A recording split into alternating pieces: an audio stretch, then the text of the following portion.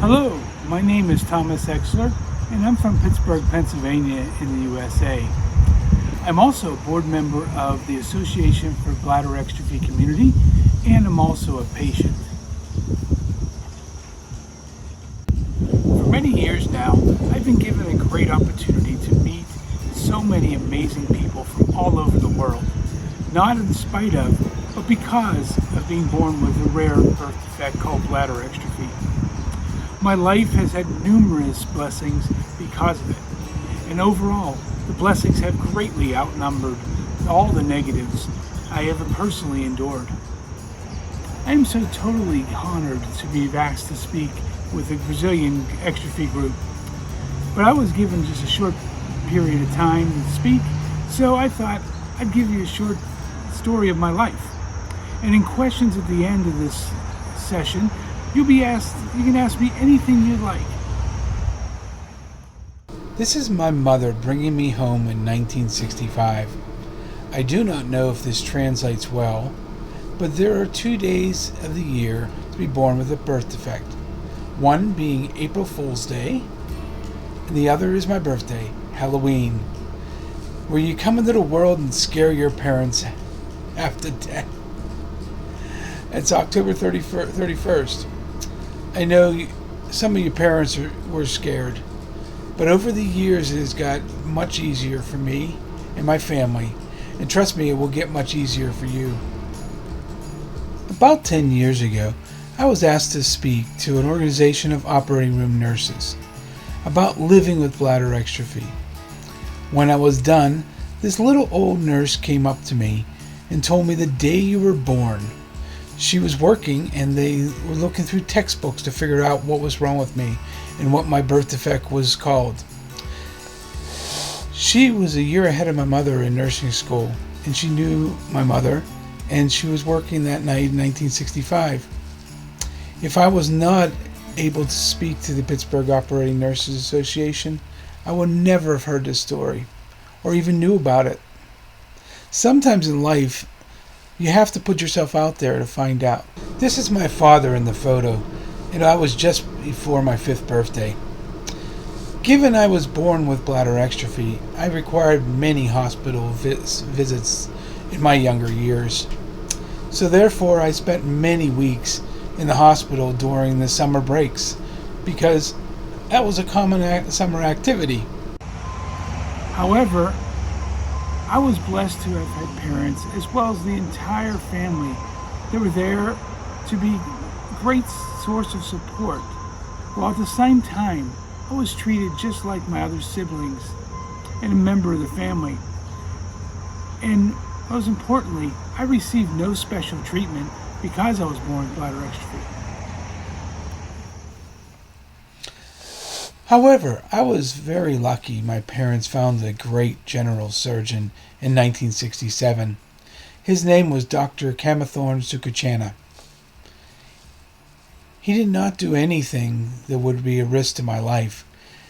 Yes, I do have the older procedures by today's standards, but then it was a proven technology. So when he retired, he returned to school and became a chef, is now known as Chef Cam, and continued cooking at a local hospital and spina bifida camp. Later that same year in 1969, my surgeon, Chef Cam, and my mother got together and had the idea that there must be many parents out there who have children with stomas or ostomies that need support. And they found the first organization in the world dedicated to children with ostomies or stomas, and named it the Children's Tri-State Ostomy Association, which lasted in Pittsburgh until 1982. This association gave me an enormous opportunity growing up that I didn't realize till many years later, just like your organization today.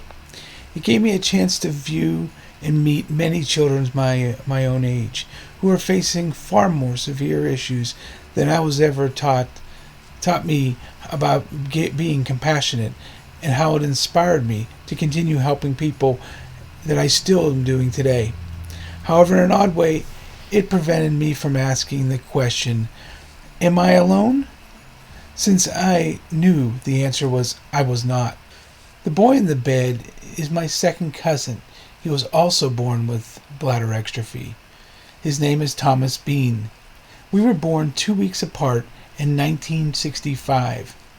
So yes, I know that there was other children born with the same birth defect. My parents always treated me like my siblings. This included playing baseball, hockey, and even soccer.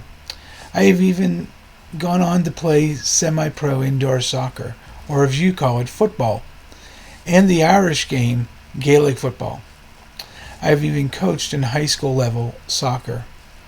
Then in my 20s, I got involved with a national group called the United Ostomy Association Youth Rally.